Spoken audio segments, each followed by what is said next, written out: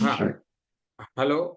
સૌથી પહેલા તો નવજીવન સેન્ટર ફોર ડેવલપમેન્ટની આ રેગ્યુલર સેશન સિરીઝમાં આપ સૌનું હાર્દિક સ્વાગત છે. અને અમે જે રીતે એનાઉન્સમેન્ટ કર્યું છે એ રીતે આજે આપણે એન્ટરપ્રિન્યોરશિપના ફિલ્ડની અંદર એનજીઓની ભૂમિકા શું હોઈ શકે એ બાબતે ચર્ચા કરવાના છીએ. અને એના માટે આપણી વચ્ચે બહુ જ અનુભવી અને વરિષ્ઠ વક્તા શ્રી સુરેશ ગણાત્રા સાહેબને આપણે આમંત્રિત કર્યા છે. અને ખાસ કરીને એમના પરિચયની વાત હું કરું તો છેલ્લા લગભગ 3 દાયકાથી એટલે કે 30 વર્ષથી સ્કિલ ડેવલપમેન્ટ અને એન્ટરપ્રિન્યોરશિપના ફિલ્ડમાં કામ કરી રહ્યા છે. સાહેબ છે એ સૌરાષ્ટ્ર ઇકોનોમિક ડેવલપમેન્ટ સેન્ટરના માનદ નિયામક તરીકે સેવા આપી રહ્યા છે. અને મારે તમને કહેવું જોઈએ કે જ્યારે ઉદ્યમિતા કે સ્ટાર્ટઅપ કે સ્ટેન્ડઅપ ઇન્ડિયા કે આત્મનિર્ભર ભારત આવા જ્યારે શબ્દો નહોતા, ત્યારના સુરેશ સર છે, આપણા ગણાત્રા સાહેબ છે, એ આ વિષયની અંદર કામ કરી રહ્યા છે. અને એમની નીચે અસંખ્ય ઉદ્યોગ સાહસિકોએ તાલીમ લીધી છે. અને તાલીમ લીધા પછી એમના સફળ સાહસ પણ એમને શરૂ કર્યા છે. સરની ખાસ વિશિષ્ટ વાત કરું તો ગુજરાતની અંદર એક સેન્ટર ફોર એન્ટરપ્રિન્યોરશિપ ડેવલપમેન્ટ છે, જે ગુજરાત સરકારની એક સંસ્થા છે.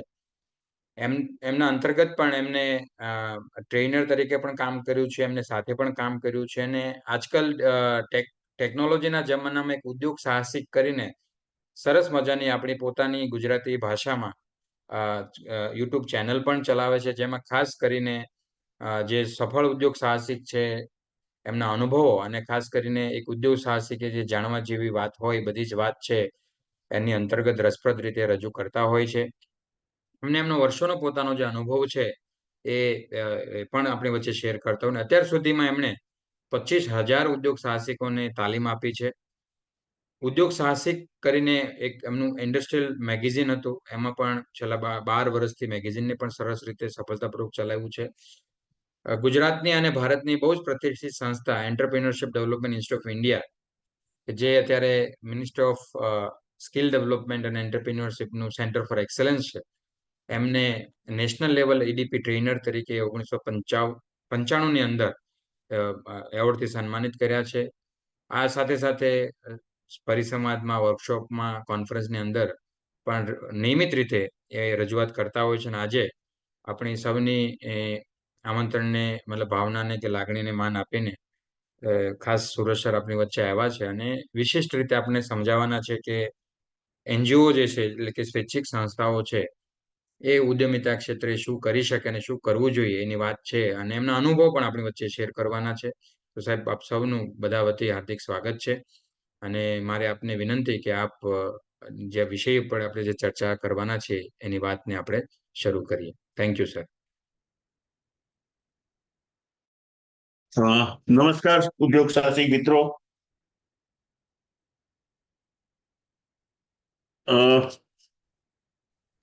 સંજયભાઈ વાત કરી રીતે થોડી ઉદ્યમિતા વિશે, ઈડીપી વિશે આપણે વાત કરવાના છીએ. મારે 4-5 મુદ્દાઓ આજે ચર્ચવા છે. એક તો શરૂઆત 1-8 મિનિટમાં મારો પરિચય સાહેબે તો બહુ સરસ રીતે આપ્યો છે, પણ મને જે લાગે છે એ થોડું બધું આપને આપીશ એટલે મારો ત્યાં કોન્ફિડન્સ આવી જાય.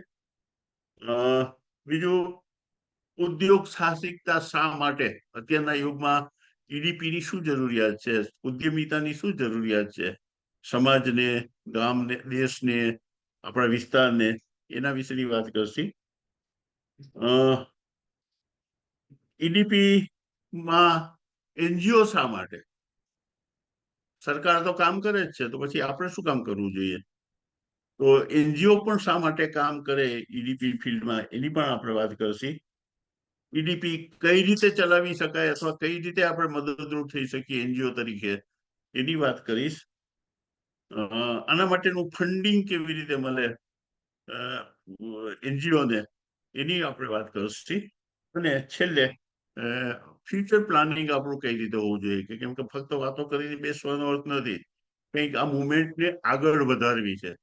મારી ઈચ્છા એવી છે કે કંઈક સરકાર થોડું ઓછું કરે છે તો એના પ્રમાણમાં આપણે થોડું વધારે કરી, સારી રીતે કરી અને લોકોને, સમાજને ઉપયોગી થાય, એ આપણો હેતુ છે. આ 5-6 મુદ્દાની ચર્ચા 15-20-25 મિનિટના દરમિયાન કરશે, પછી ક્વેશ્ચનરી જેવું રાખશે. તમારા મગજમાં જે કઈ પ્રશ્નો હોય, જે કઈ કહેવા જેવું લાગતું હોય, પૂછવા જેવું લાગતું હોય, એની આપણે ચર્ચા કરશે. સંજયભાઈ, મારો પરિચય બહુ સારી રીતે આપ્યો છે, સરસ રીતે આપ્યો છે. હું 1976 થી ઈડીપી ફિલ્ડમાં છું. પહેલો પ્રોગ્રામ જામનગરની અંદર 76-77 મને અમે શરૂ કરેલો હતો, મને આપવામાં આવ્યો હતો. ત્યારથી આ ફિલ્ડમાં 1917-18 સુધી એક્ટિવલી છું. એ પછી પણ છું તો ખરા જ, પણ એક્ટિવલી કહેવાય ને કે એસીડીસી ના ડાયરેક્ટર માંથી લગભગ 17-18 નિવૃત્ત થયો ત્યાં સુધીમાં મેં આ કામ કરેલું છે. એટલે લગભગ 35-40 વર્ષ દરમિયાન કામ કર્યું છે, અને આશરે 25,000 શરણાર્થીઓને ટ્રેનિંગ આપી છે. અને એક શોખથી કરી છે એમ કહી શકાય. એક રસ છે, ઉત્સાહ છે, કંઈક કોકને ઉપયોગી થવાની ભાવના છે, એને કારણે આ વધારે કરીએ છીએ. આ જનરલ મારો પરિચય. મને આના માટે એવોર્ડ તો મળ્યો છે, પણ એવોર્ડ કરતા પણ વધારે સૌરાષ્ટ્રના લગભગ દરેક તાલુકામાં, મોટા સેન્ટરોમાં સારા ક્રીમ માણસો બહુ સારી રીતે ઓળખે છે, એટલો મને સંતોષ છે. જોબ સેટિસ્ફેક્શન મને સારું મળ્યું છે. આ મારા પરિચયની વાત. એટલે ઈડીપી ફિલ્ડની વાત ને એનજીઓ ની વાત હું કરી શકું એટલા માટે અમે આ કર્યું, કેમ કે એનજીઓ માં સીઈડીમાં હું જયારે કામ કરતો, 76-77 થી આમ તો કામ કરતો, 93 મેં સીઈડી છોડી. ત્યાર પછી 93 થી 17-18 સુધી સૌરાષ્ટ્ર ઇકોનોમિક ડેવલપમેન્ટ સેન્ટર નામની એક એનજીઓ, એમાં હું ડાયરેક્ટર તરીકે કામ કરતો. આમ એટલે બે ફિલ્ડમાં, એનજીઓના ફિલ્ડમાં અને થોડું સરકારના ફિલ્ડમાં પણ થોડું કામ કરેલું છે. એટલે આ બે ની વિશે હું વાત કરી શકું એમ છું, ઈડીપી વિશે વાત કરી શકું એમ છું, એટલા માટે મેં આ તમને પરિચયની વાત કરી. હવે જે વાત કરીએ કે ઈડીપી શા માટે, ઉદ્યમિતા અત્યારના યુગમાં શા માટે જરૂરી છે, ઉદ્યોગ સાહસિકતા બનાવવાની જરૂરિયાત અથવા તો ઈડીપી એક્ટિવિટીઝ કરવાની જરૂરિયાત શા માટે છે, એ વાત કરીએ. અત્યારે ભારતના મેઇન 3 પ્રશ્નો તો ઘણા બધા છે, પણ પ્રાણ પ્રશ્નો કહી શકાય ને, એવા 3 પ્રશ્નો છે. એક ભ્રષ્ટાચાર, એક મોંઘવારી, અને ત્રીજું બેરોજગારી. પેલા 2 મુદ્દાઓ તો ભ્રષ્ટાચાર અને મોંઘવારી, એમાં તો સરકાર જ વધારે કંઈ કરી શકે. સરકારની દાનત, નિયત, ઈચ્છા શક્તિ ઉપર આધારિત છે મુદ્દાઓનો નિકાલ કરવાની. કરી શકે, કરવા ધારે તો કરી શકે એવી પરિસ્થિતિમાં છે જ હતી. પણ બેરોજગારીમાં છેલ્લા 10 વર્ષથી મોદી સાહેબે બહુ સારી કામગીરી કરવાનો પ્રયત્ન કર્યો છે, પણ અનફોર્ચ્યુનેટલી એટલું બધું રિઝલ્ટ નથી આવ્યું, અથવા તો કામ નથી બતાવી શક્યા આપણે, અથવા નથી કામ થઈ શક્યું. તો એ સંજોગોમાં અત્યારે આ વસ્તુની જરૂરિયાત છે એવું લાગે છે. બીજું, આપણે અત્યારની પરિસ્થિતિની પણ વાત કરીએ તો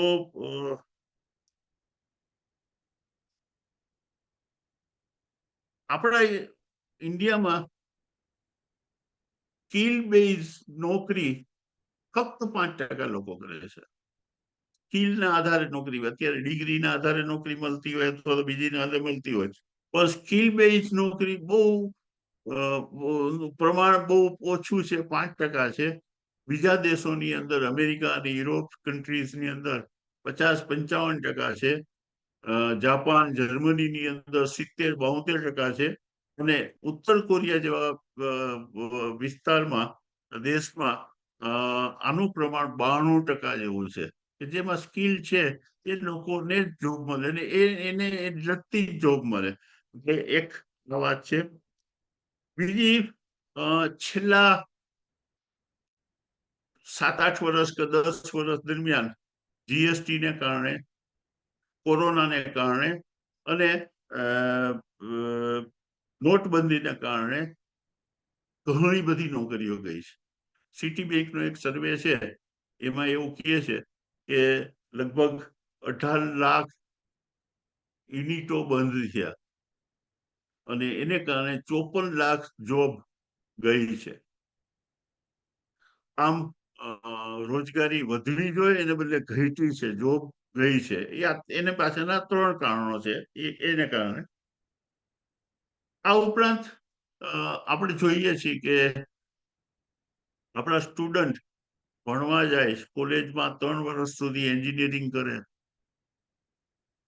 તે પછી જોબ માટે જાય ત્યારે મેન્યુફેક્ચરિંગ યુનિટ વાળા, કારખાના વાળા, ફેક્ટરી વાળા હંમેશા એવી ફરિયાદ કરે કે સાહેબ આ એન્જિનિયર થયેલા છોકરાને સામાન્ય અમારો કારીગર કામ કરે ને એટલું કરી શકતા નથી. થાય છે શું કે આપણા સ્ટુડન્ટ ભણવાનો જયારે સમય હોય છે ત્યારે જલસા કરે છે અને જયારે જલસા કરવાનો સમય એટલે નોકરી પછીનો હજી સમય થોડો આરામનો હોવો જોઈએ, ખુશીનો હોવો જોઈએ. એને બદલે એને અપૂરતો પગાર મળે છે કેમ કે અનસ્કિલ છે અથવા તો અર્ધ સ્કિલ છે. એને પૂરેપૂરું નોલેજ નથી એટલે પૂરો પગાર મળતો નથી. એને કારણે એને સારી જોબનું સેટિસ્ફેક્શન મળતું નથી. ફક્ત એમ કહેવામાં આવે છે, સિટી સર્વેનો એવો એક પેલો છે કે સરેરાશ 11,000 રૂપિયા પગાર મળે છે માસિક. હવે આટલું ભણ્યા પછી, આટલો ખર્ચ કર્યા પછી, ડોનેશન આપીને ભણ્યા પછી, જિંદગીના 15, 16, 17 વર્ષ ભણવામાં બગાડ્યા પછી જો 11,000 મળતા હોય તો આજના યુગમાં એ બહુ પોસાઈ શકે નહીં એવી પરિસ્થિતિ. એને કારણે એ મૂંઝાતા જ રહે છે અથવા તો અસંતોષ જ રહે છે, પૂરું થતું નથી. બીજી જોબ શોધવાનો પ્રયત્ન કરે. મને ખબર છે કે મારે કોમ્પ્યુટર ઓપરેટરની જરૂર હતી. મેં એક બી કોમ્પ્યુટર થયેલી વ્યક્તિને રાખી 5,000 કે 6,000 નોકરી કરવા તૈયાર હતો. કેમ કે જોબ જ નથી મળતી અને જોબ મળે છે તો એ ઓછા પગારની મળે છે. આ પરિસ્થિતિ પણ છે.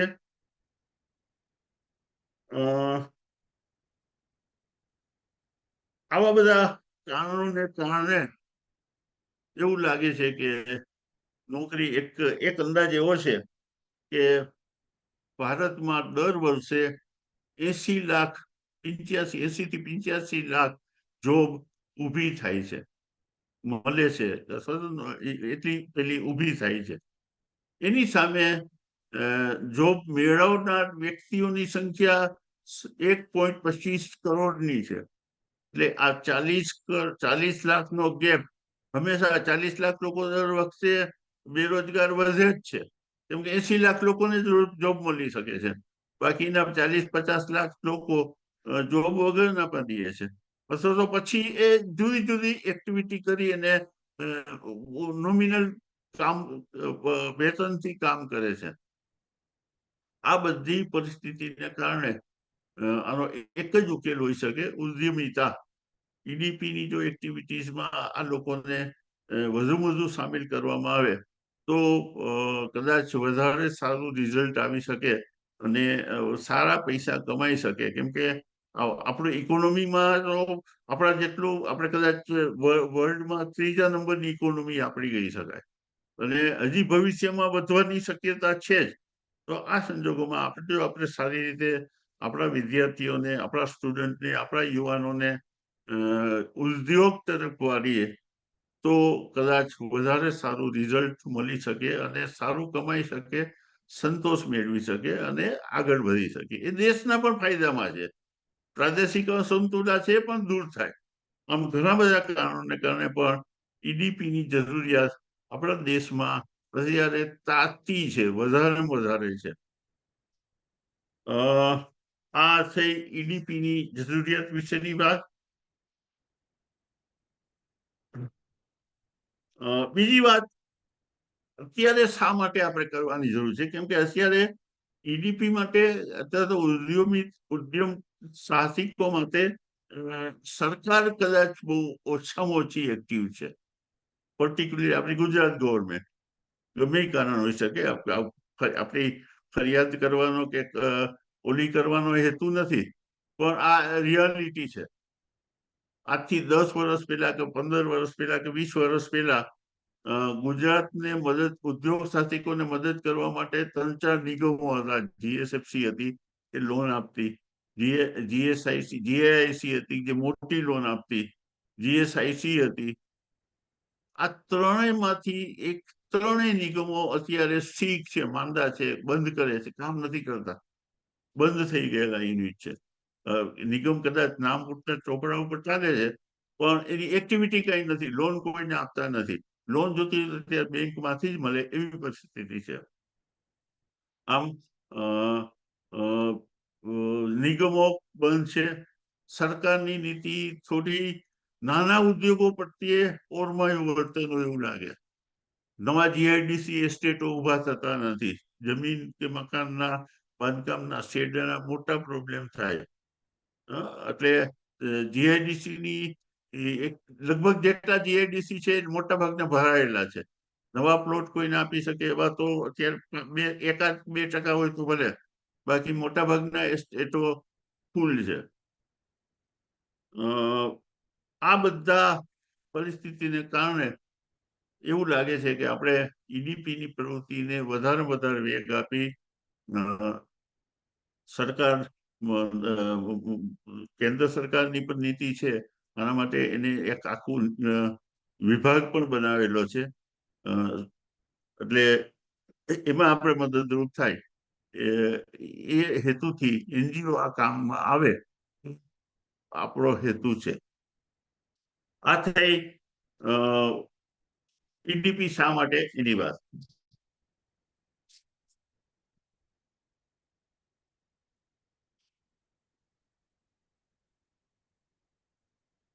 EDP દ્વારા શું કરી શકાય? EDP નો હેતુ નાના ઉદ્યોગો, ખેત આધારિત ઉદ્યોગો, ગ્રામ્ય વિસ્તારમાં ઉદ્યોગો, ટાઈની ઉદ્યોગો, કુટીર ઉદ્યોગો અને SMSE સ્મોલ ઇન્ડસ્ટ્રી નું ડેવલપમેન્ટ જેટલું થાય એટલું આપણે કરી શકીએ. કેવી રીતે કરી શકાય એના બેઝમાં હું આવું છું, પણ આપણું કામ, EDP નું કામ આ હોઈ શકે, આ હોવું જોઈએ. EDP વિશેની અવેરનેસ ઊભી કરવી. લોકોમાં ફક્ત નોકરી માટેની જ દોટ છે, એ દોટમાંથી દૂર કરી અને EDP તરફ વળે, ઉદ્યોગ તરફ વળે, નાના ઉદ્યોગ કરે, પોતાનું સ્વલંબી બને, એ હેતુથી એનામાં અવેરનેસ ઊભી કરવાની જરૂર છે. ખાસ કરીને નાના ગ્રામ્ય વિસ્તારમાં લોકો નોકરીની દોટ મૂકી અને માઇગ્રેશન કરે છે, નાના વિસ્તારોમાંથી શહેર તરફ જાય છે, અને એને કારણે શહેરો પર ભારણ વધે છે. આ બધું જો ગ્રામ્ય વિસ્તારમાં જો ઉદ્યોગો કરવામાં આવે, કેમ કે રો મટીરિયલ ત્યાં છે, માંગ પણ ત્યાં છે જ, એટલે આ બધી વસ્તુઓ પહોંચી શકાય એવો છે. કારીગરો પણ મળી શકે. અને ગાંધીજીનો જે સ્વાવલંબી વાત હતી કે જે ગામડામાંથી બને એ ગામડામાં જ વેચાય અને એ જ ગામડામાં ઉપયોગ થાય અને એ જ વસ્તુનો ત્યાં બને, આ જે હેતુ જે હતી, ગાંધીજી આજથી 50 વર્ષ પહેલા, 80 વર્ષ પહેલા જે વાત કરેલી, એ વાત અત્યારે કદાચ એકદમ સાચી છે એવું લાગે છે.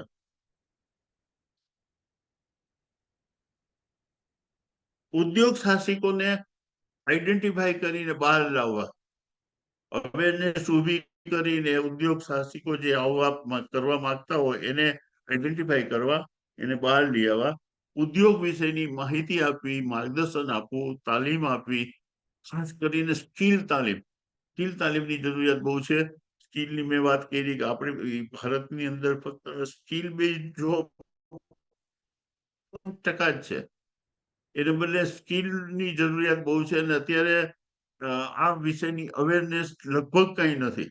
સ્કિલ માટે સેન્ટ્રલ ગવર્મેન્ટ ખૂબ પૈસા ખર્ચે છે, ઘણી બધી સંસ્થાઓને કામ આપેલું છે, પણ લોકો સુધી આ વાત પહોંચતી નથી, ગમે એ કારણોસર હોય. કદાચ એ સંસ્થાઓની ખામી છે, કદાચ સરકારની ખામી છે, કે કદાચ ગમે એ છે. પણ આ વાત આપણે કરી શકીએ અને એના માટેની અવેરનેસ આપી શકીએ, માહિતી આપી શકીએ, શું થઈ શકે, કેવી રીતે થઈ શકે, કોણ મદદ કરે, કેવી રીતે મદદ કરે, ક્યાંથી મદદ મળે, કેટલી મદદ મળે, સબસિડી કેટલી મળે, લોન કેટલી મળે, આવી બધી માહિતી આપણે ઈડીપીની તાલીમમાં આપી શકીએ, મોટિવેશન આપી શકીએ.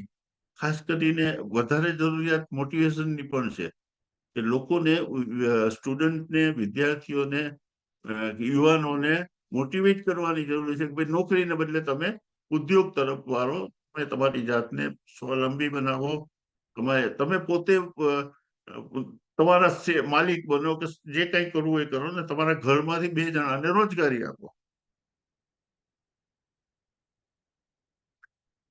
સરકાર પર નીતિ વિષયક દબાણ લાવી શકાય. અત્યારની જે સરકારની નીતિ થોડી નાના ઉદ્યોગને મહત્વ આપતી નથી. એમાં આપણે NGO નો રોલ એવો હોઈ શકે કે આપણે એના ઉપર પ્રેશર ટેકનિક કરી શકીએ. આપણે બધા ભેગા થઈને રજૂઆત કરી, વારંવાર રજૂઆતો થાય, લેખિત રજૂઆત થાય, લોકોમાં અવેરનેસ ઊભી થાય, તો લોકો દ્વારા એની રજૂઆત થાય. આમ નીતિ વિષયક જે કઈ ફેરફારો કરવાની જરૂર હોય એના માટે આ બધું કરી શકાય. અને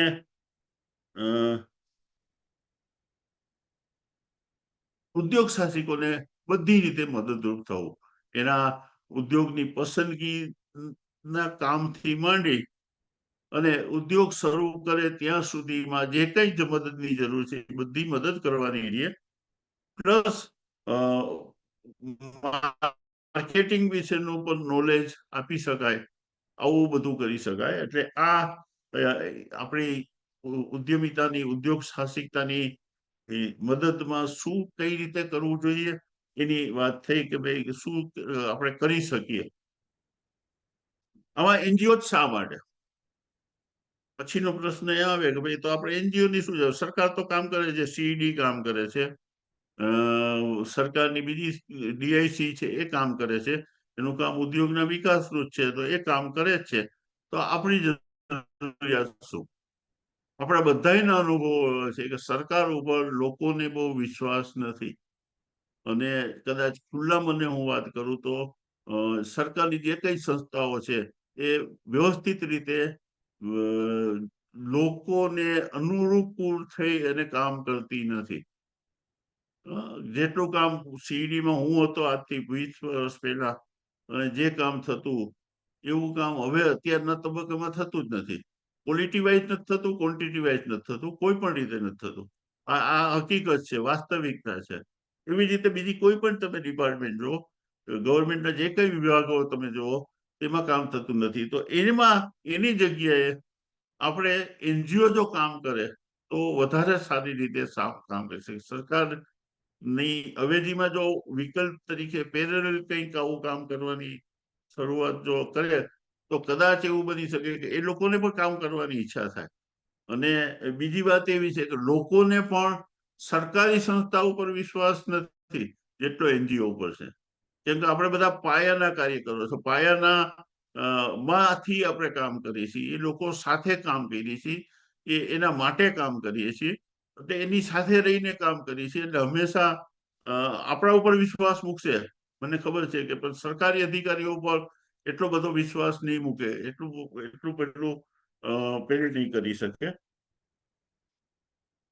બીજું, કોસ્ટ વાઇઝ તમે ગણતરી કરો ને તો સરકારના કરતા આપણો ખર્ચ ઓછો આવશે.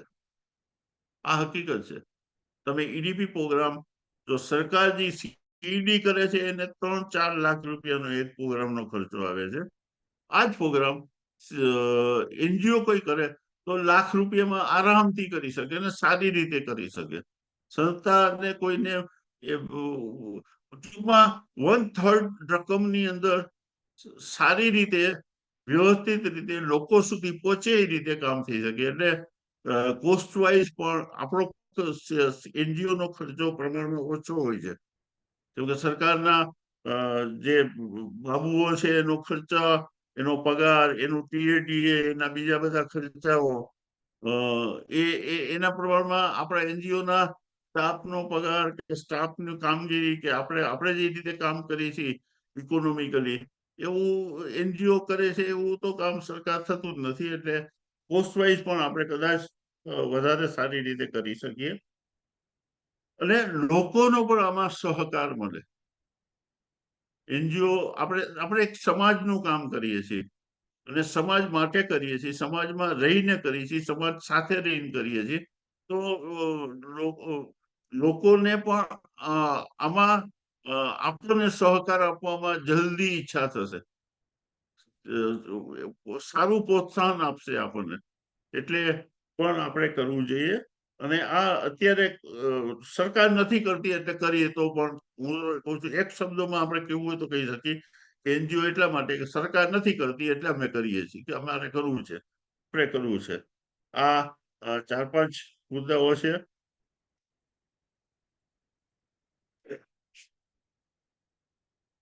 ઈડીપી કઈ રીતે કરી શકીએ આપણે? હવે માની લો કે એનજીઓ કરવાની વાત આવે, એનજીઓ માંથી આપણે કઈ રીતે કરી શકીએ? તો મારી પાસે થોડું બ્લુ પ્રિન્ટ છે, થોડો આઈડિયા છે, રફ આઈડિયા છે. જો કે આપણે બધા સાથે બેસીને એક વખત મળીને નક્કી કરી શકીએ કઈ રીતે કરવું જોઈએ. પણ મારા આઈડિયા પ્રમાણેની આ વાત છે. એમાં ઘણા બધા ફેરફારો થઈ શકે, ઘણી રીતે કરી શકાય. એક તો શરૂઆત 30 થી 40 સારા એનજીઓની શોધ. ખરેખર તો મારી દ્રષ્ટિએ તો 200 એનજીઓ, દરેક તાલુકા માટે એક એનજીઓની જરૂર છે આ કામગીરી માટે. અને એક સ્કિલ માટેની જરૂરિયાત છે. ઈડીપી એક્ટિવિટી માટે પણ જરૂર છે ને એક સ્કિલ માટે પણ જરૂર છે.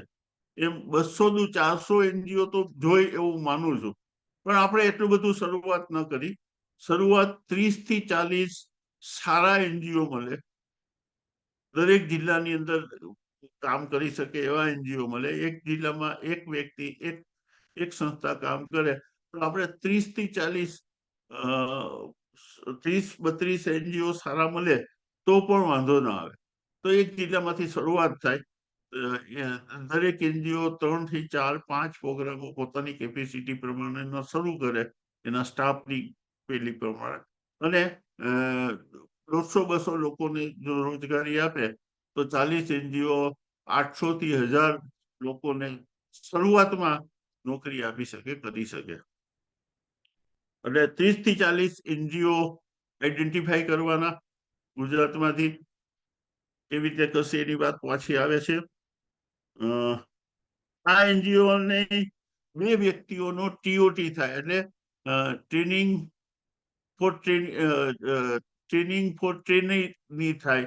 જેને ટ્રેનિંગ આપવા માટે આપણે મદદ લેવાના છે, જે આ એક્ટિવિટી કરવાનો છે, એને ટ્રેનિંગ આપવાની જરૂર છે. અત્યારે કોઈ પણ એનજીઓ ડાયરેક્ટ કામ ન કરી શકે, તો એને ખબર ન હોય કેવી રીતે કામ કરવું હોય. તો સારા નિષ્ણાતની મદદ લઈ આમાં સીઈડીના જે 2-3 જૂના સ્ટાફ મિત્રો છે જે એક્ટિવ છે, બહુ ઓછા એક્ટિવ છે, 2-3-4 વ્યક્તિઓનું હું પરિચિત છું. કીર્તિભાઈ વકીલ કરીને છે, હિરણ્ય વ્યાસ છે, બીજા 1-2 એવા છે.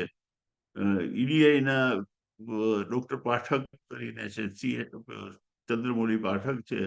આવા જુદી જુદી વ્યક્તિઓની જેને એકચ્યુઅલી કામ કરેલું છે એવાની મદદ લઈ અને ટ્રેનિંગ ટુ ટ્રેનર તરીકેની ટ્રેનિંગ આપવાની. એટલે જે ટ્રેનર છે, જે ટ્રેનર આપણે કામ કરવાના છે, એને ટ્રેનિંગ આપવાની કામગીરી થઈ શકે. 8 કે 10 દિવસનો ટ્રેનિંગનો કાર્યક્રમ થાય અને એ 2 લોકોને આપણે દરેક જિલ્લામાંથી 2 લોકોને ટ્રેનિંગ આપી એ પોતાનો પ્રોગ્રામ ચલાવે.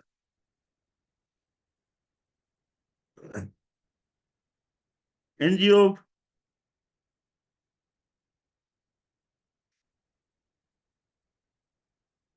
દ્વારા ફંડિંગની વ્યવસ્થા થાય. આના માટે ખર્ચની તો પૈસાની જરૂરિયાત પડવાની જ છે. તો આ પૈસા માટેની પણ જરૂરિયાત કોઈ મધર એનજીઓ આમાંથી કોઈ પણ એક મધર એનજીઓ બને અને એ આ બધા 40 વતી ડોક્યુમેન્ટેશન કરે,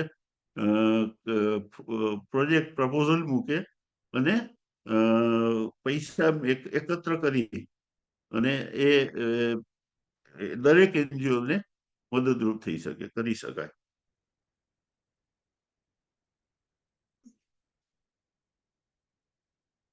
આ માટે ફંડિંગ માટે તો ઘણી બધી સંસ્થાઓ મદદરૂપ થઈ શકે એમ છે. CSR ફંડ પર બહુ સારું પૈસા મળી શકે એમ છે. જો તમે આપણે એક સાથે ભેગા થઈને 30-40 એનજીઓ ભેગા થઈને કામ કરવા માંગતા હોય તો CSR ફંડ મળે, ફોરેન ફંડ પણ મળી શકે, નાબાર્ડ માંથી પૈસા મળી શકે, સીડબી માંથી મળી શકે, ખાદી ગ્રામોદ્યોગ માંથી પૈસા મળી શકે, બીજી સ્ટેટ ગવર્મેન્ટ ને સેન્ટ્રલ ગવર્મેન્ટ માંથી પૈસા મળી શકે. બીજી ઘણી બધી એજન્સીઓ છે. પૈસા આપવા માટે હું માનું ત્યાં સુધી આ કામમાં પૈસાને લીધે અટકે એવી કોઈ શક્યતા નથી. પૈસા આપવા વાળા તો ઘણા લોકો છે, ફંડિંગ કરવા વાળા તો ઘણી બધી સંસ્થાઓ છે. ફક્ત સારી સંસ્થાની શોધમાં છે અને આ કામ કરવાની જરૂરિયાત સરકારની પણ ઈચ્છા છે અને કંપની વાળાઓની પણ ઈચ્છા છે. અને બીજી કઈ એક્ટિવિટી કરે એના કરતા આ વધારે સારું એક્ટિવિટીઝ છે. એટલે 100% ફંડિંગ નો કોઈ પ્રોબ્લેમ હું મને ત્યાં સુધી આવી ન શકે. આમ આ રીતે આપણે ફંડિંગ મેળવી શકી. આના માટે ફંડિંગ માટે આપણે 30-40 વ્યક્તિઓ ભેગા થાય, એમાંથી એક મધર એનજીઓ અથવા તો એક સારી જે કામ કરતા હોય એવા લીડરને શોધીએ. દાખલા તરીકે સંજયભાઈ પણ આ બહુ સારી રીતે કામ કરી શકે આ બાબતમાં. આપણે બધા સાથે કનેક્ટ છે અને એ ટ્રેનિંગનું પણ કામ કરે જ છે. એટલે એના મારફત 30-40 સારા એનજીઓની આઈડેન્ટિફાઈ કર્યા પછી ભલે એમાં મદદરૂપમાં બધા પણ રહીએ અને એ રીતે પણ આપણે આગળ વધી શકીએ. આના માટે શું કરવાની, હવે પ્લાનિંગ કરવું હોય, ફ્યુચર પ્લાનિંગ કરવું હોય તો શું થઈ શકે, કેવી રીતે કરવું જોઈએ, એવું મારા મગજમાં એક દ્રષ્ટિ છે. તો આમાં કોઈ પણ અપેક્ષા વગર મારે પ્રોગ્રામ ચલાવવો નથી, કેમ કે મારો એક પગ કબરમાં છે.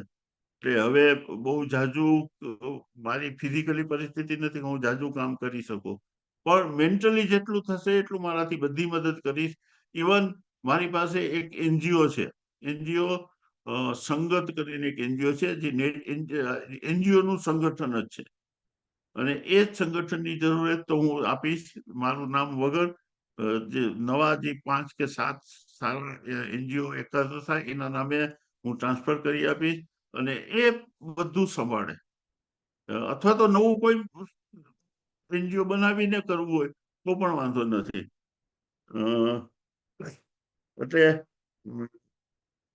એના માટે એવું કરી શકાય કે જે ઈડીપી એક્ટિવિટી કરવામાં રસ હોય, હું મને ત્યાં સુધી આપણે અત્યારે લગભગ 60-70 એનજીઓ આજની આ સેમિનારમાં છે અથવા તો જોઈન થવાના હતા, એમાંથી જેટલા થયા એટલા 40-50 થયા હોય તો એમાંથી જેટલા એનજીઓને રસ હોય, આમાં 30-40 તો અમે મિનિમમ કીધા છે. એકચ્યુઅલી જરૂરિયાત તો 200-400 ની જરૂરિયાત છે અને 400 થાય તો સારી રીતે વધારે કામ થઈ શકે.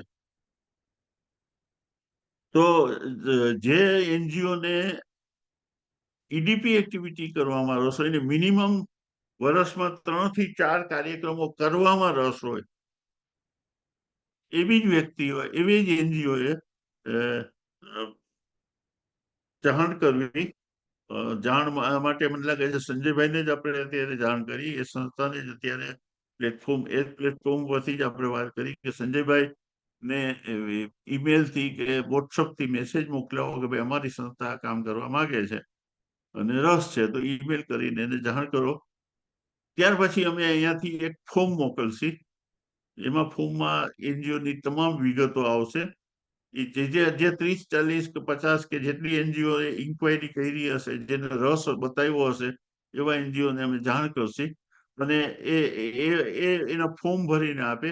એમાંથી 3-4 સારા મિત્રો જે એનજીઓ ખરેખર કામ કરી શકે, જે આ બાબતના એક્સપર્ટ છે, એવાની મદદ લઈ અને સારા એનજીઓ નું આઈડેન્ટિફિકેશન કરશી, સિલેક્ટ કરશી, પસંદ કરશી કે ભાઈ આ એનજીઓ કરી શકે એમ છે, આ એનજીઓ ની કેપેસિટી નથી એટલે નહીં કરી શકે એવું લાગે છે. તો જે એનજીઓ કરી શકે એવા લાગશે એવા 25, 30, 40 એનજીઓ ફાઇનલ પસંદ કરીએ અને એમાંથી 2 વ્યક્તિઓની ટ્રેનિંગ રાખીએ અને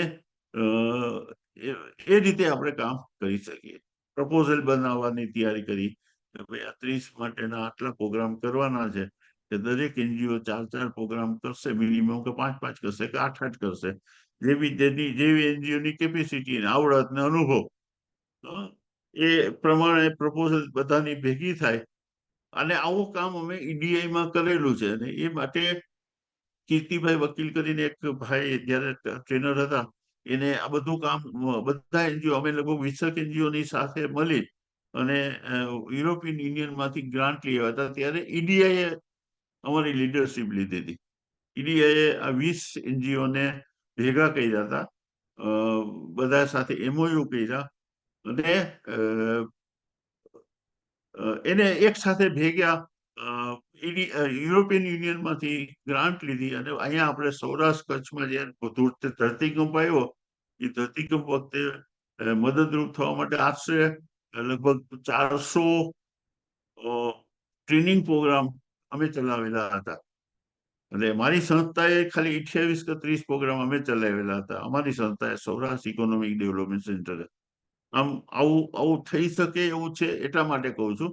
અને આવા લોકો આપણી સાથે છે મદદરૂપ થવાની. મારી કીર્તિભાઈ સાથે પણ વાત થઈ, એને પણ કીધું કે તમે કોઈ પણ વખતે કરો, હું તમારી સાથે છું, તમને મદદ કરીશ. અને હવે બીજી એક વસ્તુ કહું, ત્યારે અમારે પ્રોફેશનલ હતું. હું જયારે શરૂઆતની વાત હતી ત્યારે તો પૈસા કમાવાની વાત અથવા તો પૈસા આવક માટે મેળવવાની વાત હતી. હવે ભગવાનની દયાથી આર્થિક રીતે બધા સાધન સંપન્ન છે, સુખી છે, છોકરાઓ બહુ સારી રીતે સેટલ છે, સારા કમાય છે, એટલે પૈસા માટે હવે કામ કરવા નથી. હું તો નથી, એટલી ગેરંટી આપું તમને કે પૈસા માટે હું કામ નથી કરતો કે કરવાનો નથી. એટલે હું એક પણ પ્રોગ્રામ ચલાવીશ નહીં, એક પણ પ્રોગ્રામમાં મને રસ નથી. પણ તમને આ ઊભું થાય, આવું મદદરૂપ થવામાં પહેલેથી છેલ્લે સુધી તમામ રીતે ઉપયોગી. ઇવન મારી એનજીઓ પણ કોઈ પણ જાતને ચાર્જ વગર આપવાની મારી તૈયારી છે.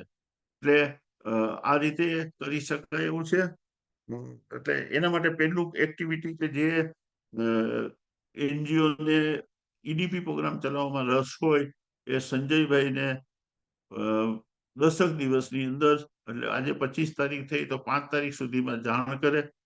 5 તારીખ દરમિયાન અમે જેમ જેમ એની ઈમેલ કે લેટર મળતા જશે એમ એને ફોર્મ બનાવીને આપશી. એ ફોર્મ ભરીને 10-15 તારીખ સુધીમાં આપી દઈએ ઓગસ્ટની. 15 તારીખ પછી એક વખત મીટિંગ કરશે જુનાગઢમાં અથવા તો અમદાવાદમાં કે રાજકોટમાં, કોઈ પણ જગ્યાએ જે અનુકૂળ પડતા અહીંયા બધાને એનજીઓને જેટલાની ઇન્ક્વાયરી આવી હશે, જેટલાનો રસ આવ્યો હશે, જેટલાના ફોર્મ આવ્યા હશે એવા સાથે મીટિંગ કરશે. એટલે કેવી રીતે કામ કરવું એનું આખું પ્લાનિંગ કરશે, એનો આખો રોડ મેપ બનાવશે અને બધાને વિશ્વાસમાં લઈને કરશે. કોઈ જાતના કોઈ ઓલા વગર પૈસાના હેતુથી આ વાત નથી. આ બહુ ક્લિયરલી સમજી લેજો કે પૈસા મેળવવા માટેની આપેલી ચર્ચા નથી કે આ એક્ટિવિટીઝ નથી. પણ કાંઈક કામ કરવું છે, સમાજ માટે કામ કરવું છે, દેશ માટે કામ કરવું છે, યુવાનો માટે કામ કરવું છે, બેરોજગાર યુવાનો માટે કામ કરવું છે. આ હેતુથી અમે કરીએ છીએ કે કરવાના છીએ. એટલે એક એ રીતે આપણે કરી શકીએ.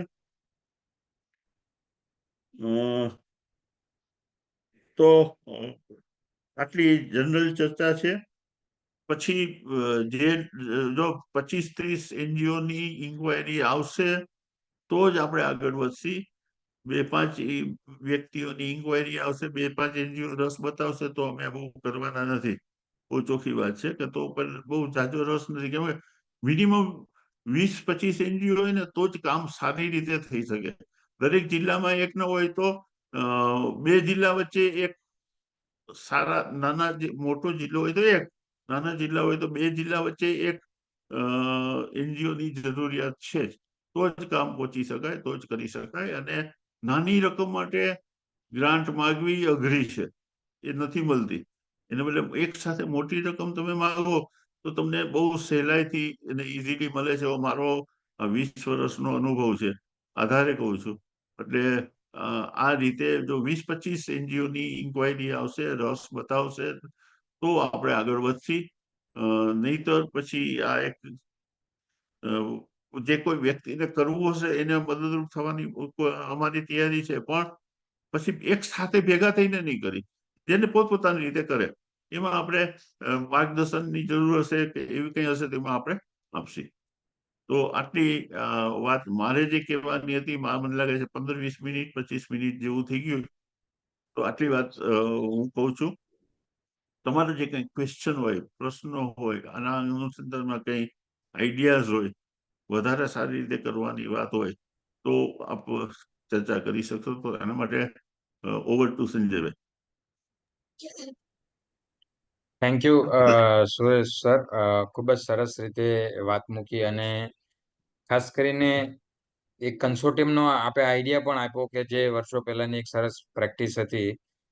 તો જે મિત્રોને અત્યારે કેટલાક જો સવાલો હોય, ખાસ કરીને આ એક એવું ફિલ્ડ છે કે જ્યાં ઘણી બધી સંસ્થાઓ પોતાના કાર્યક્રમો ડિઝાઇન કરી શકે છે. બીજું કે સૌથી આમાં મોટી ઉપયોગિતા એ છે કે જે સેલ્ફ સસ્ટેન થઈ શકે છે આના આધાર ઉપર, રાઈટ. અને ખૂબ જરૂરી એવું આ ક્ષેત્ર છે કે જેની અંદર એક સહિયારા પ્રયાસથી કામ કરવું જોઈએ. અને ઉદ્યોગ સાહસિક જો વધશે તો સાથે સાથે રોજગાર પણ વધશે. રોજગાર થી જે ઇકોનોમિક ડેવલપમેન્ટ થશે, એનાથી જે આપણી વિકસિત ભારતની જે પરિકલ્પના છે એના પણ આપણે આંશિક રીતે સૌ મદદરૂપ થઈ શકીશું.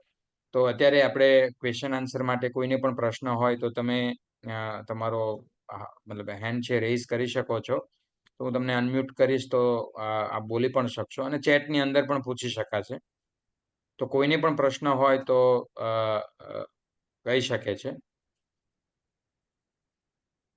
સર, બીજા લોકો પ્રશ્નની તૈયારી કરે સાથે સાથે હું પૂછું કે અત્યારે ખાસ કરીને મતલબ આજે 2024ની વાત કરીએ છીએ, અને તમારો ઘણો વિશાળ અનુભવ છે. તો અત્યારે તમને યુવાનોની અંદર કોઈ ધગશ કે એ સ્પાર્ક દેખાય છે કે જે ખરેખર ઉદ્યમી બનવા માંગતા હોય?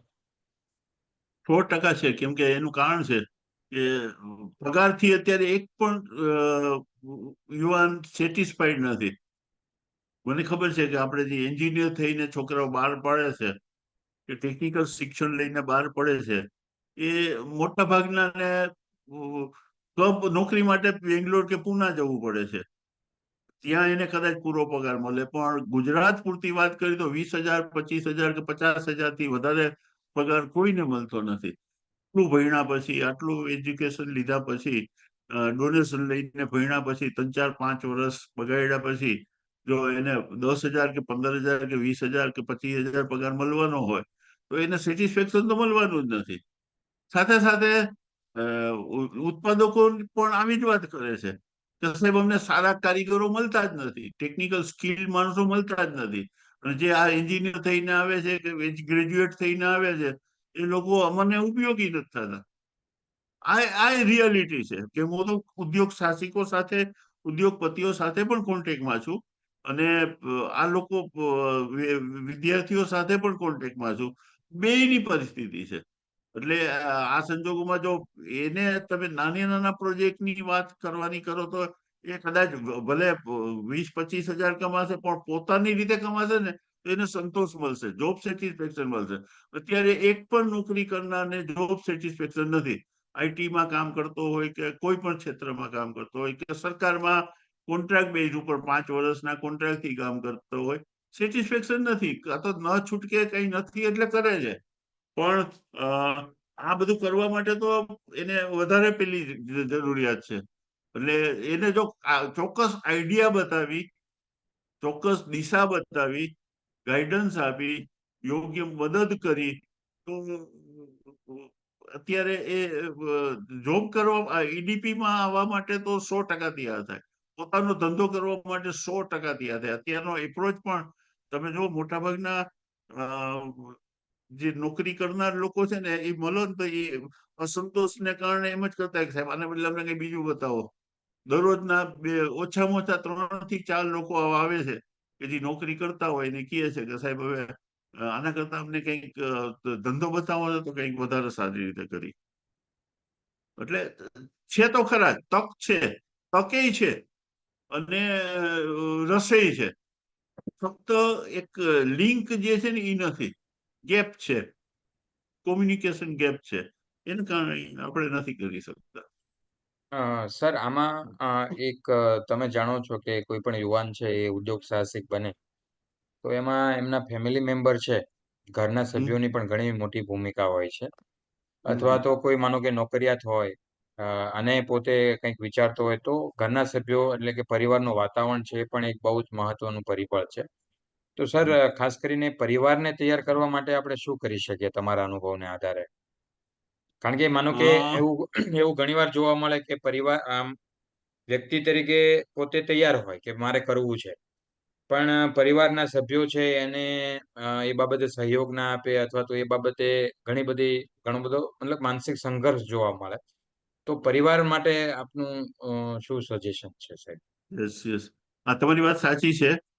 પ્રેક્ટિકલી હું ઈડીપી ટ્રેનર તરીકે કામ કરતો ત્યારે મેં અનુભવેલું છે. સીઈડી નો તાલીમાર્થી ના ઘણી વખત આવતા અને અમને કહેતા કે સાહેબ તમે બધું તો કહો છો બરાબર છે, મને રસે છે, પણ મારા બાપુજી ના પાડે છે કે મારા વાઈફ ના પાડે છે કે હવે આના બદલે જે છે એ નોકરી કરો ને.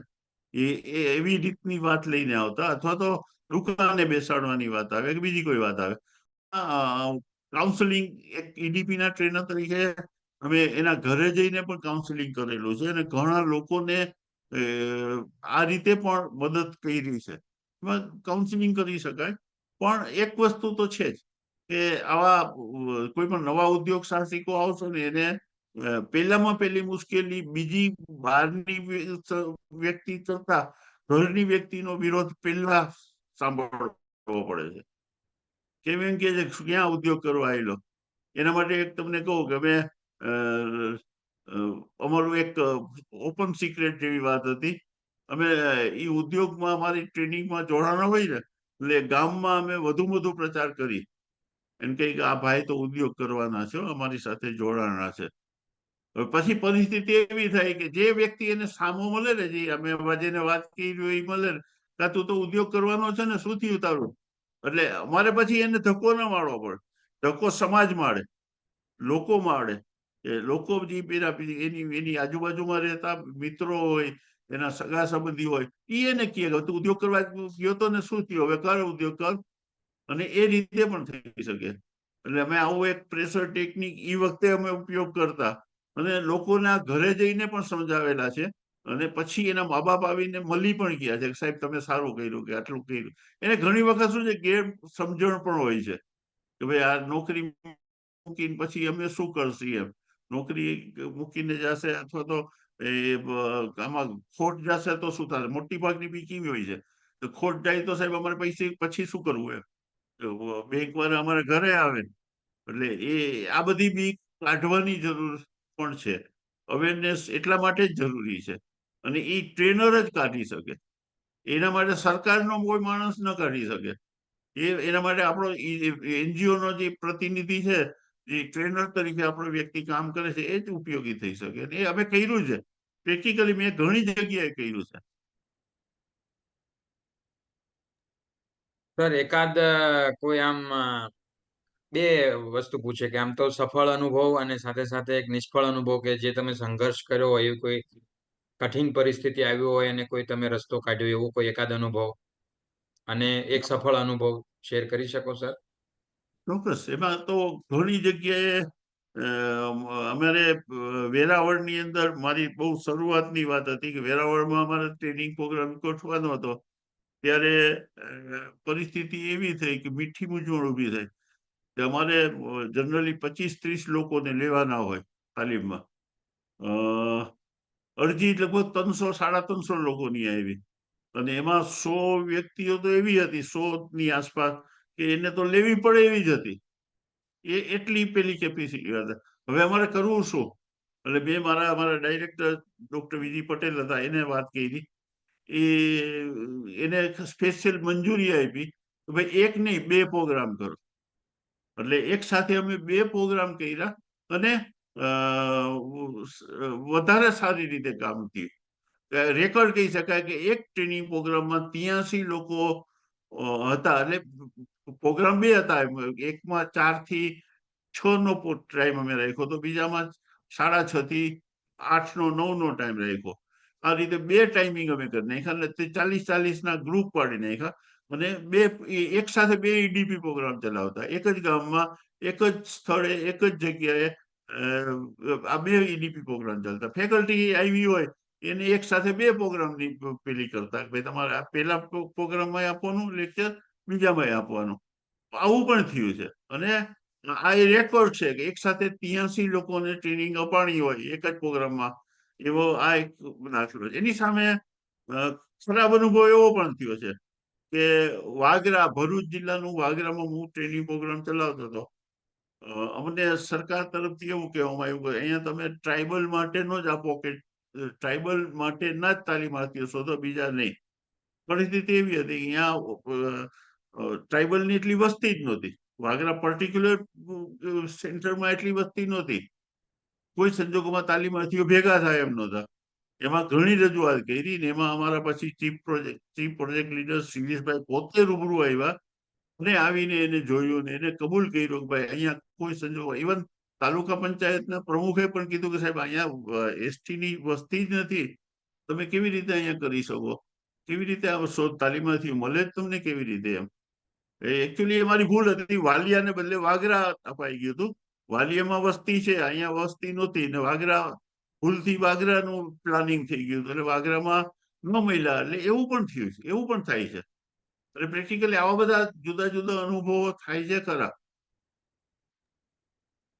હાર્દિક ભાઈ પરમાર, તમારો પ્રશ્ન હોય તો તમે અનમ્યુટ હું તમને કરું છું. તમે સીધું સરને પૂછી શકો છો. હાર્દિકભાઈ બોલી શકો એવું છે? હા સર. હેલો હાજી સર, થેન્ક યુ. હાર્દિકભાઈ બોલો. આપનો ખૂબ ખૂબ આભાર. તમે સારું એવું માર્ગદર્શન આપ્યું. અને મારો પ્રશ્ન એવો છે કે ઈડીપી ટ્રેનિંગ માટે સ્ટેટ ગવર્મેન્ટ અત્યાર સુધી એનજીઓ ને કોઈ ગ્રાન્ટ આપી છે કે ખાલી સીઈડી ને જ આપે છે? નહીં, ઈડીપી સરકાર પણ આપે જ છે ગ્રાન્ટ. મેં લીધેલી છે. મને સેન્ટ્રલ ગવર્મેન્ટની ગ્રાન્ટ મળતી, સ્ટેટ ગવર્મેન્ટની ગ્રાન્ટ મળતી, મહિલા નિગમની ગ્રાન્ટ મળતી, નાબાર્ડની મળતી, સિડબીની મળતી, કાપાર્ટની મળતી, ઘણી બધી સંસ્થાઓમાંથી ઈડીપી માટેની ગ્રાન્ટ મળી. અને સર, અત્યારનું જે પ્લાનિંગ તમે જે રીતની અત્યારે ચર્ચા કરી કે આપણે મધર એનજીઓ કે એ રીતનું, તો એમાં sir propose by mother NGO દ્વારા તમે પ્રપોઝ કરીને પછી આગળ એમાં આપણે કઈ રીતે કામ કરીશું એ રીતનું છે? હા, એ રીતે જ કરવું પડે. એનું કારણ છે બધા એની જુદી જુદી અરજીઓ છે ને. ઘણી વખત તમારી એનજીઓ છે, એક 4 પ્રોગ્રામ ચલાવે, તો 4 પ્રોગ્રામની અરજી કરવામાં જેટલી પ્રોસેસ થાય, કે જેટલું મહેનત કરવી પડે, કે જેટલું પેલું થાય, ડોક્યુમેન્ટેશન કરવું પડે, એટલું જ સાથે 400 પ્રોગ્રામ માટેનું કરવું પડે. તો અને બેટર એ ઈડીપીમાં રહે. અને ઈડીપીમાં આપણે કયા કયા મતલબ કયા કયા ઓપરેશનલ એરિયા હોઈ શકે?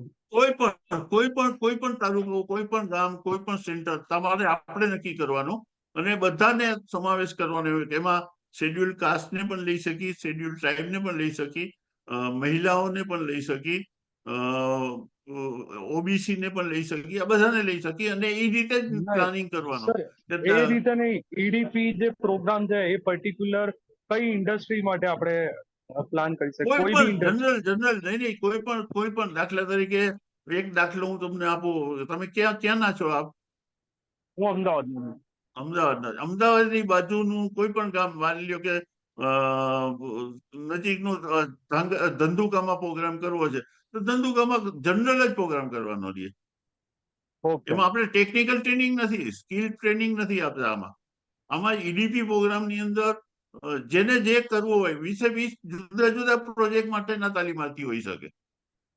કોઈને ક્રશરનો પ્રોજેક્ટ કરવો છે, કોઈને પ્લાસ્ટિકનું કરવું છે, કોઈને ધાણાદારનું કરવું છે, કોઈને XYZ કરવું છે. બધાના પ્રોજેક્ટ જુદા જુદા હોય. Okay sir, thank you sir.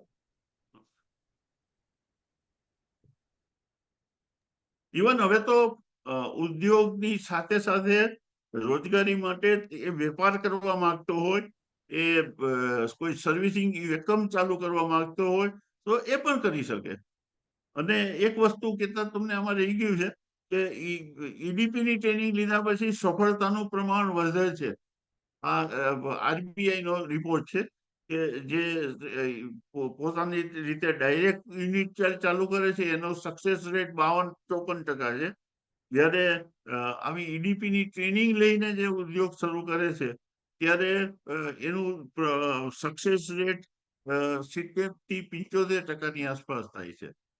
એટલે સફળતા એને કઈક નોલેજ મળશે ને, કઈક જાણવાનું મળશે ને પછી એ ઉદ્યોગમાં આવે છે. એને ક્યાં પ્રશ્નો આવશે એની એને ખબર છે, પછી એ પ્રશ્નોનો સોલ્વ કરવાનો આવે તો કદાચ સહેલાઈથી એનો સામનો કરી શકશે.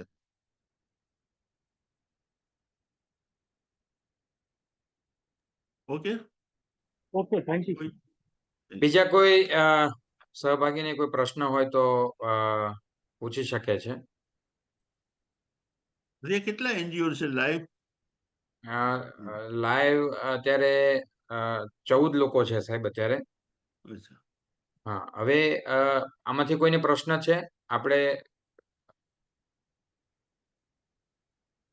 મારે પ્રશ્ન છે સંજયભાઈ, તમારે ત્યાં લોકો માહિતી આપે અને તમે એનું કોર્ડિનેશન કરવાની તૈયારી છે માનસિક રીતે? હા સાહેબ, માનો કે અમારે જો કોઈ પણ સારા કામ માટે અમે ચોક્કસ એટલા માટે મેં તમને પૂછ્યા વગર નામ આપી દીધું છે, પણ ફોર્માલિટી માટે તમને ના, કોઈ પણ સારા કામ માટે ચોક્કસ અમે ફેસિલિટ કરશું. અને માનો કે આપણે ઓનલાઈન કે ગમે તે રીતે મળવાનું થાય તો કોઈ ખાસ કરીને આપણે પ્રાઇમરી કન્સલ્ટેશન થકી ઘણું સારું એવું કામ કરી શકાય. અને અમે એક સરસ કોન્સેપ્ટ પણ ડિઝાઇન કરવામાં તમને મદદ કરી શકીએ. હા, એટલા માટે જ તમને એક ટ્રેનિંગના ફિલ્ડના માણસ છો, પ્રોજેક્ટ પ્રપોઝલમાં તમે ઉપયોગી થઈ શકો અને તટસ્થ વ્યક્તિ છો, તમને તમારી પાસે પેલું પણ છે. ના, ચોક્કસ સર, અમે કોઈ પણ ઓર્ગેનાઇઝેશનને જો કોઈ તૈયારી બતાવશે એને સપોર્ટ કરીશું, એટલે એમાં કોઈ સવાલ નથી. સારા કામ માટે જાજા હાથ મતલબ રળિયામણા જેટલા લોકો ભેગા થાય, ચર્ચા કરે તો એમાંથી ઘણું સારું પણ નીકળી આમાં આવે. છે ને ઓછામાં ઓછા 20-25 એનજીઓ તૈયાર થઈને તો જ આ કામ કરી શકાય. જે મેં તમને જે પ્રપોઝ જે કહી વાત કરી ને એનાથી ઓછામાં કરવું અઘરું છે અથવા તો મુશ્કેલ છે. તો પછી વ્યક્તિગત રીતે કરવું પડે, પણ આ કરવાની જરૂર છે જ. અત્યારની તાતી જરૂરિયાત છે અને આના માટે અત્યારે વાતાવરણ પણ સારું છે. ઇવન સરકાર પણ ઈચ્છે છે કે આવું થાય તો સારું એમ. કેન્દ્ર સરકારની પણ ઘણી બધી યોજનાઓ છે. સ્કિલ માટે પણ સારા એનજીઓ શોધે જ છે. સ્કિલ ટ્રેનિંગ માટે પણ સારા એનજીઓ અત્યારે શોધે જ છે લોકોએ.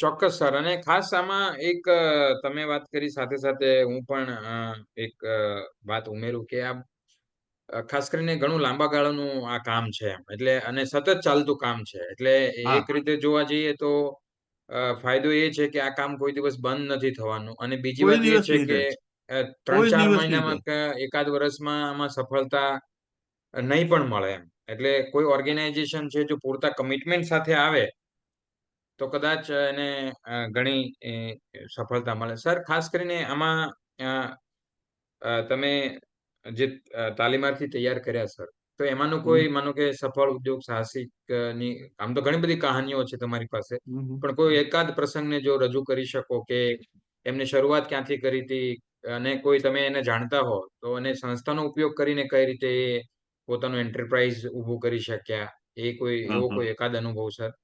ઘણા બધા. અત્યારે એક જામનગરના મારો પહેલો જ પ્રોગ્રામ હતો 76-77માં. એમાં એક સરદારસિંહ જાડેજા કરીને હતા. જનરલી દરબાર જ્ઞાતિના લોકો ઉદ્યોગ બાજુ ઓછા વળે અને આ તો આઈટીઆઈ થયેલા સામાન્ય વ્યક્તિ હતા. એને મારે ત્યાં ટ્રેનિંગ લીધી હતી ઈડીપીની. મારી શરૂઆત હતી, કદાચ મારો પહેલો પ્રોગ્રામ હતો. આઈટીઆઈમાં એ પોતે અભ્યાસ કરતા, બપોરના સવારથી બપોર સુધી નોકરી કરે, સાંજ સુધી નોકરી કરે 6 વાગ્યા પછી અમારે ત્યાં ટ્રેનિંગમાં આવે અને રાત્રે આઈટીઆઈ કરવા જાય. 2-3 કલાકનો આઈટીઆઈ નો રાતનો ત્યારે કોર્સ ચાલતા કઈ, એટલે એ આઈટીઆઈ ની ટ્રેનિંગ લેવા જાય અને એમાંથી એને ધીમે ધીમે શરૂઆત કરી. શરૂઆતમાં નાનો વર્કશોપ કર્યો જામનગરમાં. ત્યારે જામનગરની અંદર સૌથી મોટું નાગમતી લેથ જે વખણાય છે, ન્યૂ ભારત એન્જિનિયરિંગ વર્ક, જેમાં એ પોતે નોકરી કરતા જે 300 કે 400 રૂપિયાના પગારથી એના એમ અત્યારે માલિક છે. એ રીતે કામ કરે છે. બીજું મારે જુનાગઢનો દાખલો છે. યોગી સરબત કરીને એક છે. મેં કેસ સ્ટડી મૂકેલો છે. એના મોઢેથી મારા ઉદ્યોગ સાહસિક ચેનલ જે ચાલે છે એ ચેનલની અંદર મેં આ બે નહીં, મેં ટોટલી તો 15-16 વ્યક્તિઓના સક્સેસ સ્ટોરી મૂકેલી છે. અને એને મોઢેથી એને પોતે વાત કરે છે. યોગી સરબત વાળા પણ આ જ ભાઈ હતા. એ તો ગામડામાંથી આવતા હતા, હાવ નાના સેન્ટરમાંથી. અમરાપુર નામનું એક ગામ છે, જંગલની વચ્ચે આવેલું ગામ છે. બ્રાહ્મણના દીકરા હતા, ગ્રેજ્યુએટ નહોતા. એ ગામમાં અહીંયા આવ્યા, અમારી ટ્રેનિંગમાં જોડાણા. પછી એને કંઈક થયું મારે કંઈક કરવું છે, એટલે શરૂઆત એને નાના પાયા ઉપર સોડા અને શરબતથી કરી. ધીમે ધીમે આગળ વધ્યા. આજે યોગી સરબત એટલે બહુ ફેમસ નામ થઈ ગયું છે, ટ્રેડમાર્ક વાળું નામ થઈ ગયું છે. અને સારી રીતે કર, અને અત્યારે બહુ સારી રીતે શરૂઆત એક 700 રૂપિયાના રૂમ રાખીને તેને ચાલુ કર્યું હતું. એ અત્યારે એની પાસે 3 મોટા શેડ, એટલે ટોટલી લગભગ 3000 ફૂટ 3000 વાળ જમીન જીઆઈડીસીમાં છે. અને એની પહેલી લોન મને યાદ છે કે ખાદી ગ્રામોદ્યોગ બોર્ડમાંથી અમે એને લેવડાવેલી 9 લાખ રૂપિયાની લોન હતી. આજે એ પોતાની રીતે એકદમ ડેવલપ થયેલી વ્યક્તિ છે. હવે તો ઘણા બધા કેસ છે. અને એના માટે બેટરી છે કે અમારે એક ઉદ્યોગ સાહસિક નામનું જે ચેનલ, યુટ્યુબ ચેનલ ચાલે છે, એમાં હવે આવી સક્સેસ સ્ટોરી મૂકી જ છીએ અમે. અને આ બેયની છે, યોગી સરબત વાળાની છે, આ ભાઈની પણ છે, સરદારસિંહભાઈની પણ છે. ચોક્કસ સર. અને હવે બીજા કોઈ જે જોઈન થયા છે એમને કોઈ પ્રશ્ન હોય તો પૂછી શકે છે. ચેટ બોક્સની અંદર પણ આપનો સવાલ આપ રાખી શકો છો. કોઈને પણ કોઈ પ્રશ્ન હોય તો બિફોર વી કન્ક્લુડ. સરે ખૂબ સારી વાત કરી આપણને, અને ખાસ કરીને જે લોકો કામ કરવા માંગે છે, મને સાહેબ આ વાત તમે કરશો એવું હતું નહીં કે ભાઈ તમે એક રેડીમેડ પ્લેટફોર્મ પણ બધાને આપી શકો, એ પ્રકારની તમારી તૈયારી છે. ચોક્કસ. મારી પાસે એક સંગત ટ્રસ્ટ કરીને એક છે, એનજીઓ નું નેટવર્ક માટે અમે બનાવેલું હતું. 39 એનજીઓ મારી સાથે હતી, પણ અત્યારે બહુ એક્ટિવ છે જ નહીં. છેલ્લા 6-7 વર્ષથી તો અમે કંઈ કર્યું જ નથી. અને મેં પોતે 6-7 વર્ષથી તો મેં બધું મૂકી દીધું છે. ફક્ત યુટ્યુબ ચેનલથી જ. પણ આમાં યુટ્યુબ ચેનલમાં આવ્યા પછી મને એમ થયું કે આવું જો થાય તો કરવાનું. અને એનજીઓ અમારા સીઈડી ના મિત્રો સાથે ચર્ચા થઈ ને એના ઉપરથી એવું લાગ્યું કે ખરેખર આ કરવાની જરૂર છે. અત્યારે સીઈડી એક્ટિવ નથી, ત્યારે જો આ વસ્તુ આપણે કરીએ. ઈડીઆઈ છે, ઈડીઆઈ કામ કરે છે, પણ ઈડીઆઈ ની તકલીફ એ છે કે આપણે ગુજરાત સિવાય આખા બીજા સ્ટેટમાં બહુ કરે છે. ગુજરાતમાં ઓછું કામ કરે છે, કેમ કે એમ માને છે કે ગુજરાતમાં તો સીઈડી છે જ. ઘણી સારી વાત છે સાહેબ, અને વાત સાચી છે. આમ જોવા જઈએ તો આ ફિલ્ડ એટલું બધું બહોળું છે કે આમાં કદાચ ઘણા બધા લોકો કરે તો પણ ઓછું પડે. આપે વાત બહુ, મારી દ્રષ્ટિએ તો 400 એનજીઓ ની જરૂર છે. તમે બહુ સરસ વાત કરી કે તાલુકા લેવલ દીઠ એક સારી સંસ્થાની જરૂર છે, સારી રીતે કામ કરી શકે, ફેસિલિટ કરી શકે, અને માર્ગદર્શન આપી શકે, અને કાયમી સરનામું બની શકે, ઉદ્યોગ સાહસિકનું કાયમી સરનામું બની શકે, અને સંસ્થાને પણ આનાથી ઘણી પ્રસિદ્ધિ મળી શકે, સફળતા મળી શકે, એવી પણ ઘણી સંભાવનાઓ છે. તો ચોક્કસ સાહેબ, અત્યારે મેં એક ફીડબેક ફોર્મ છે આપણે ચેટ બોક્સમાં મૂક્યું છે, તો બધાને વિનંતી કે ફીડબેક ફોર્મ છે ભરી શકો છો, અને એમાં તમારું ઇન્ટરેસ્ટ છે એ તમે દર્શાવી શકો છો. તો જેટલા લોકોનું ઇન્ટરેસ્ટ હશે એની સાથે, માનો કે સરની સાથે રહીને ફરીથી કોઈ મુલાકાત કરવી હશે ઓનલાઈન અથવા તો ઓફલાઈન, તો આપણે ચોક્કસ ચર્ચા કરીને આગળ વધી શકીશું. અને અત્યારે આપણે આ જે પ્રાઇમરી વાત થઈ છે એ બાબતે તમારો ફીડબેક પણ તમે આપી શકો છો. તો ચેટ બોક્સની અંદર હું ફરીને લિંક મૂકું છું અને સાહેબની પરમિશનથી આ વિડીયોને આપણે યુટ્યુબ જે ચેનલ છે એમાં પણ આપણે મૂકીશું સાહેબ, તમારી મંજૂરી ચોક્કસ સાથે. અમે અમારા યુટ્યુબ ચેનલમાં પણ મૂકીશું. હા, ચોક્કસ સર. અને ફરીને આપણે આવા જ કોઈ વિષય ઉપર છે એ આપણે ચર્ચા આ કરીશું. સિવાય પણ કોઈ પણ એનજીઓ ને કોઈ પણ મદદની જરૂર હોય ઈડીપી ફિલ્ડમાં કઈ માહિતી માટે, જાણકારી માટે, તો પણ કોન્ટેક્ટ કરી શકે છે. અને મારો ઈમેલ આઈડી છે acdc104@gmail.com. સાહેબ એક મારો મિનિટ નંબર તમે પણ થોડું હળવું બોલો તો હું ચેટ બોક્સની અંદર નાખી દઉં. SECD. SCDC, S for Saurashtra, E હા, for economy, D for SEDC development, 104 104 @gmail.com. @gmail.com. અને ફોન નંબર છે 98985 એક મિનિટ હા, 98985 62162. 62162. હા, ગમે ત્યારે કોન્ટેક્ટ કરે, મારાથી શક્ય એટલી માહિતી માર્ગદર્શન આપીશ. ચોક્કસ. મેં ચેટ બોક્સની અંદર પણ સરનો નંબર નાખ્યો છે. સર, ખાસ કરીને આપણે કન્ક્લુડ કરીએ પહેલા હાજી. ઉદ્યોગ સાહસિકતાના ક્ષેત્રમાં કામ કરતી સ્વૈચ્છિક સંસ્થાઓએ કેવી તૈયારી કરવી જોઈએ, તો શું ધ્યાન રાખવું જોઈએ? ખાસ 5 મુદ્દા મેં કન્ક્લુડિંગ રિમાર્ક્સ તરીકે આપ શું કહી શકો છો કે એમણે શું તૈયારી કરવી જોઈએ જો આ ફિલ્ડમાં સફળ થવું હોય તો તમારી જેમ? એની પાસે સારા 2 ટ્રેનર હોવા જોઈએ. એટલે જેને અમે ટ્રેનિંગ આપણે આપશી, જે નેટવર્ક ઊભું થાય એ નેટવર્ક આપશે એને ટ્રેનિંગ. પણ 2 સારા વ્યક્તિઓ જે એનામાં કામ કાયમી રીતે કરવાના હોય, વર્ષ, 2 વર્ષ, 5 વર્ષ સુધી, એવા 2 વ્યક્તિઓ હોવા જોઈએ. સેકન્ડ થિંગ, એ ટ્રસ્ટ કે સોસાયટી એક નીચે રજીસ્ટર થયેલું હોવું જોઈએ અને છેલ્લા 3 વર્ષથી કાર્યરત હોય, 2 કે 3 વર્ષથી કાર્યરત હોય એવી એનજીઓ હોવી જોઈએ. એના ઇન્કમ ટેક્સના રિટર્ન ભરેલા હોય અથવા તો એનો ઓડિટ રિપોર્ટ 3 વર્ષના હોય પણ જરૂરી છે. કેમ કે જ્યારે આપણે બધા ફંડિંગ માટે અરજી કરશી ત્યારે તમે પાર્ટનર તરીકે તમે રહેવાના છો. જે કઈ એનજીઓ છે પાર્ટનર એનજીઓ રહેવાના છે, એટલે એની ડિટેલ પણ એને આપવાની હોય છે. એટલે તમારી પાસે આ વસ્તુ પણ હોવી જોઈએ. અને ચોથી, તમને કામ કરવાની તૈયારી હોવી જોઈએ કે ગ્રામ્ય વિસ્તારમાં કામ કરવું છે. ફક્ત માની લો કે જિલ્લા મથક ઉપર કામ કરવું છે એવું નહીં, નાના સેન્ટરોમાં જઈને કામ કરવું છે, ગ્રામ્ય વિસ્તારમાં કામ કરવું છે, મદદરૂપ થવાની ભાવના હોય એ ખૂબ જરૂરી છે. અને રૂરલ વિસ્તારમાં કામ કરવાની તૈયારી રાખવાની રહીએ તો થઈ શકે. બાકી ઉદ્યોગમાં રસ હોય, ઈડીપી એક્ટિવિટીનું થોડું બેકગ્રાઉન્ડ હોય તો વધુ સારું. આવું કઈ કામ ભૂતકાળમાં કરેલું હોય, નાબાર્ડ સાથે કામ કર્યું હોય, સીડી સાથે કામ કર્યું હોય, બીજા કોઈ સાથે કામ કર્યું હોય, કઈ ઈડીપી એક્ટિવિટી કે કઈ ટ્રેનિંગની એક્ટિવિટી કરેલી હોય એવી સંસ્થા હોય તો વધારે સારું. બરાબર. હા, ચોક્કસ સર. આપણે જે લોકોનો મેં ફીડબેક ફોર્મ નાખ્યું છે, ફરીને વિનંતી કે તમે એમાં ડિટેલ ભરી દેશો તો એ વાત ઉપર આપણે ફર્ધર ડિસ્કશન થઈ શકશે. ખાસ કરીને સર, મારે તો આપની સાથે બહુ જ જૂનો પરિચય છે અને મેં તમને વાત કરી હતી કે એમ જુનાગઢની અંદર તમે એક કાર્યક્રમ રાખ્યો હતો, એ વખતે ભાગ લેવાનું થયું હતું અને ત્યારથી જ હું વ્યક્તિગત રૂપે આપને એક બહુ સારા માર્ગદર્શક તરીકે જોઉં છું કે આ ફિલ્ડની અંદર તમે સૌરાષ્ટ્રની અંદર ખાસ ઘણું મોટું કામ કરી શક્યા.